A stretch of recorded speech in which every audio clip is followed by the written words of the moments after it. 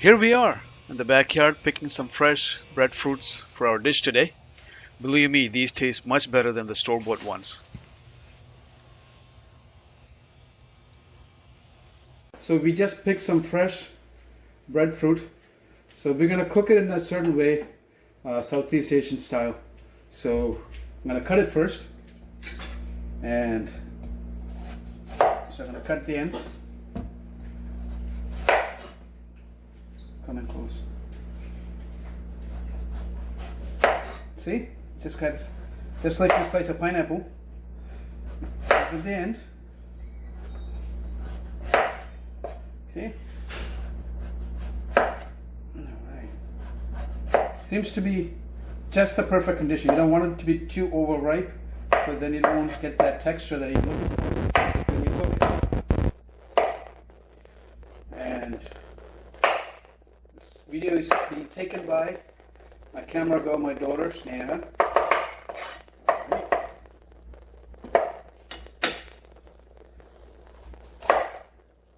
Cut the edges off again. Then, like I said before, just like slicing a pineapple.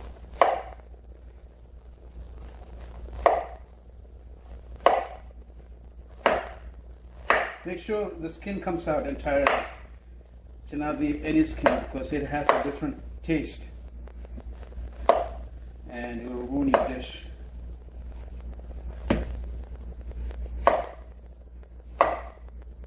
Actually, some people sometimes throw this in the fire with the skin, and that's a good idea too. And then you could just peel off the skin and inside it will be very soft like a bread, and that's another reason why people call this the breadfruit.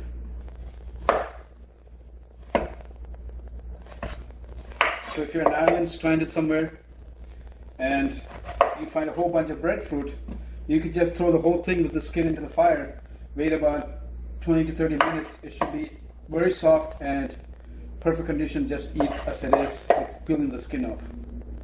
So next I'm going to cut it into small pieces and dice it into very tiny pieces.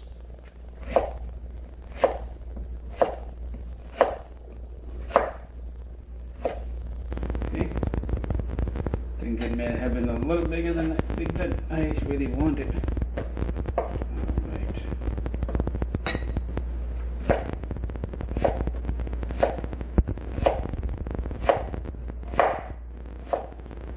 As you can see, I'm on my last sliced piece, and have you noticed, as soon as I remove the skin, I started getting brown. So kind of like an avocado. So you got to make sure that you process it as quick as possible. So what I did was, as soon as I cut it, diced it, so the key is to keep the pieces size the same throughout. As soon as I diced it, and as you can see here, I put the pieces in water so that it won't get brown that fast.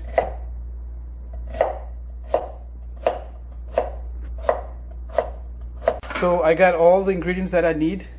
So the first is green chilies, and this is an important component of the dish I'm going to make. As you know, especially Southeast Asian and Indian cooking, green chilies plays a critical part. So we're taking the stem off, so getting that ready, and then we're going to wash it. Next critical item is garlic. We have some chopped up garlic already prepared, so fresh chopped garlic. Okay, get that ready. You know, another important ingredient in Southeast Asian cooking is coconut. So we have some grated coconut.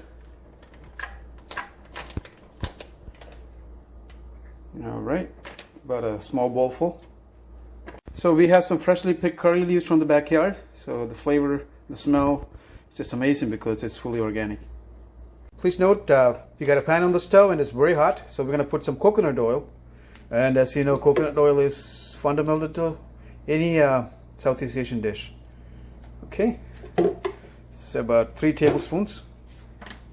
And the oil, as you can see, is very hot because the pan was hot. So now we're going to put some mustard seeds. And as you could hear, mustards are starting to pop. That's a very good sign. It shows you how hot the oil is. So you wait for the mustard seeds to pop. Then you put some curry leaves. Look at that sound. So mustard seeds and curry leaves. We're going to let the curry leaves fry a bit, the hot oil, probably about a minute.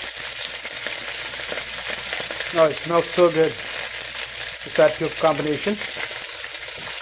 Okay. Next we're going to put the onions, chopped onions, quite a lot of them.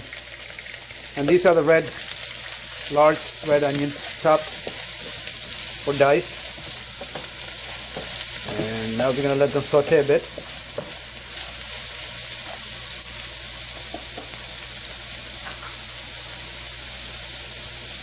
Along with some freshly chopped garlic. That's about half a cup.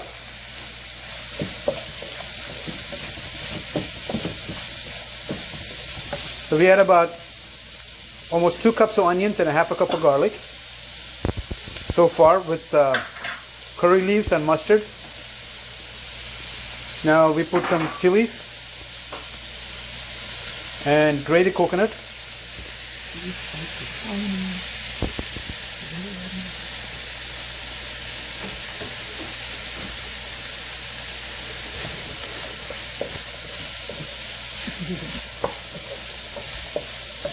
So you put some sliced chilies, green chilies, followed by some grated coconuts, about half a cup of grated coconuts, about 10 chilies, based on the spicy level that you need. We put chilies because they're not that hot, so we know how many we need based on our spice level. And of course, turmeric powder, about 1 teaspoon, teaspoon and a half. And followed by cumin, of course, not grated. Not cumin powder, but actual cumin, about 1 tablespoon. So we have all that in there. We're going to let it saute a bit, not too long, probably a minute or two.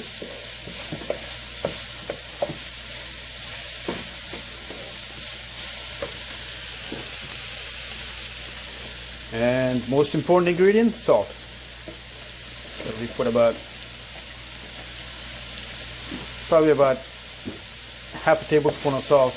I know we don't use a measuring cup, but doing this so many times, we know exactly what our salt level is. So not too salty, even though you think we put a lot of salt in there. Okay, we sauteed it for 3 minutes, and we're adding a little bit more coconut oil, since all the ingredients absorb most of the oil. Now the major step, we put in the chopped or diced breadfruit, and we're going to combine all that together. So the last ingredient we added was the breadfruit.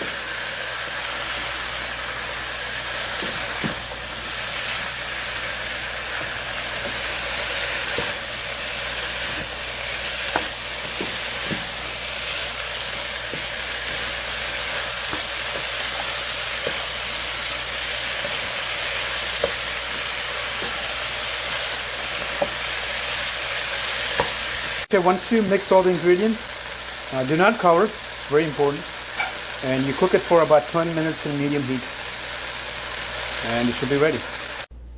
So here is the final product.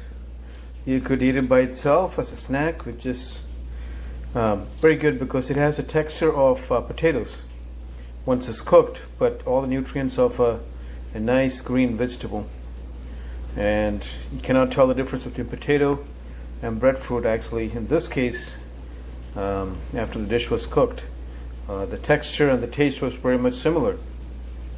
But so here it is, folks, and enjoy. Thank you.